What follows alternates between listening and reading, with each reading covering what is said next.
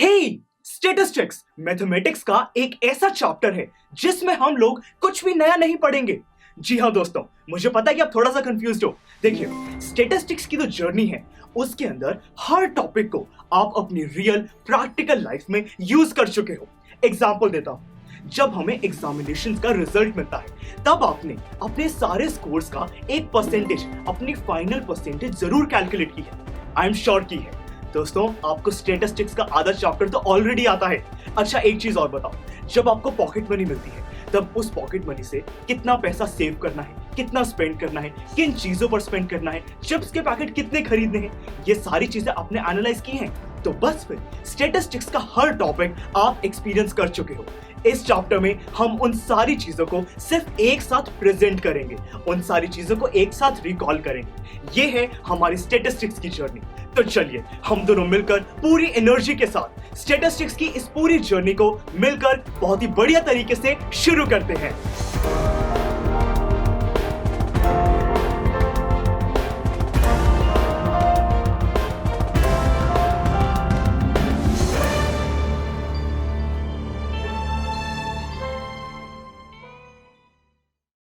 Welcome students, मेरा नाम है दिव्या और ये है स्टैटिस्टिक्स चैप्टर का इंट्रोडक्शन लेक्चर। दोस्तों, किसी भी एक स्पेसिफिक पर्पस के लिए जब हम कुछ फैक्ट्स या फिगर्स को कलेक्ट करते हैं तब उस ग्रुप को डेटा कहा जाता है। बहुत ही इजी चीज है। जैसे कि जब हमें अपनी फाइनल परसेंटेज को कैलकुलेट करना था तब हमने अपने सारे एग्जामिनेशन के स्कोर्स को एक पेपर पे लिखा, तो वो हमने कुछ फिगर्स को, कुछ फैक्ट्स को हमने कलेक्ट किया है, एक ग्रुप की फॉर्म में रिप्रेजेंट किया है और उसी को हम डेटा कहते हैं। ये जो हमारे पास डेटा आता है, इस डेटा पर हम बहुत सारी चीजें परफॉर्म कर सकते हैं। हम इसको बहुत ही अलग तरीके से रिप्रेजेंट कर सकते हैं, इसको एनालाइज करके कुछ इंफॉर्मेशन को डिराइव कर सकते हैं, अलग अलग ग्राफ्स पेपर पर हम इसको डिजाइन कर सकते हैं। ये सारी चीजें स्टैटिस्टिक्स का ही एक पार्ट है।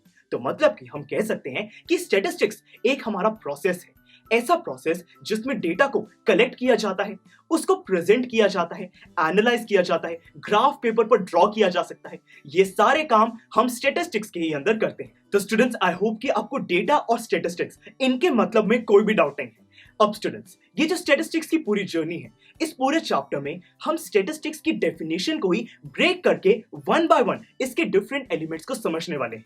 जैसे कि सबसे पहले हम बात करेंगे कलेक्शन ऑफ डेटा के बारे में, कि डेटा को कलेक्ट कैसे किया जाता है।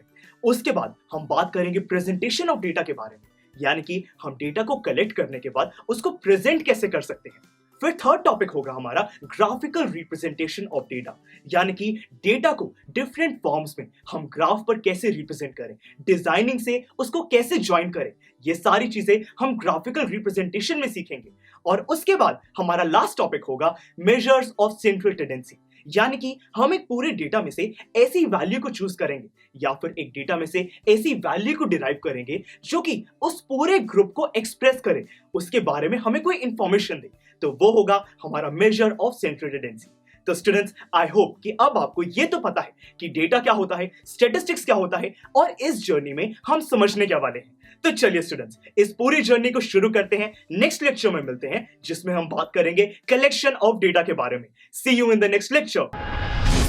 आई एम श्योर स्टूडेंट्स, आपको ये लेक्चर काफी पसंद आया होगा और ऐसे ही मजेदार तरीके से अपने हर एक कॉन्सेप्ट क्लियर करने के लिए डाउनलोड कीजिए PUStack ऐप को, जहां पर आपके पास और भी बहुत सारे ऑप्शंस होंगे, जैसे कि back exercise solutions, tip videos, sample papers and much more. So what are you waiting for? Download the app now.